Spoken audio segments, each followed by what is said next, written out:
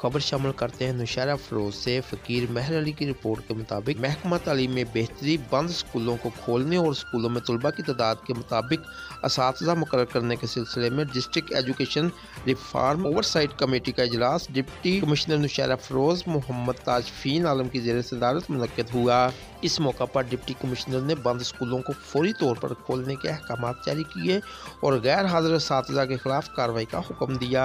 उन्होंने तमाम assistant commissioners को हदायत की कि वो स्कूलों के दौरे करें और 12 साल से बड़ी उम्र के बच्चों को कोरोना से बचाव की वैक्सीन लगाने पर सख्ती से अमल दरामद करवाया जाए और वैक्सीन ना लगवाने वाले सरकारी और निजी तालीमी इदारों को बंद किया जाए। डिप्टी कमिश्नर ने कहा, हर तहसील की सतह पर एक मॉडल स्कूल कैंप किया जाए जहाँ तालीम का मेयार बेहतर हो। इजलास में चीफ मॉनिटरिंग ऑफिसर और महकमा तालीम के अफसरान ने शिरकत की। इजलास को ब्रीफिंग देते हुए चीफ मॉनिटरिंग ऑफिसर ने बताया कि ज़िला में 138 स्कूल बंद हैं, जबकि 300 असातिज़ा अपनी बायोमेट्रिक वाली जगहों पर काम नहीं कर रहे हैं। इजलास में DEO सेकेंडरी ने बताया कि सेकेंडरी साइड के 50 असातिज़ा मुसलसल गैर हाजिर हैं, जबकि 84 असातिज़ा अद्दी गैर हाजिर हैं, जबकि 19 असातिज़ा की तनख्वाह की कटौती की गई है। बकिया गैर हाजिर असातिज़ा को मुलाजमत से बर्खास्त करने के लिए फाइनल शो काज नोटिस जारी किए गए हैं।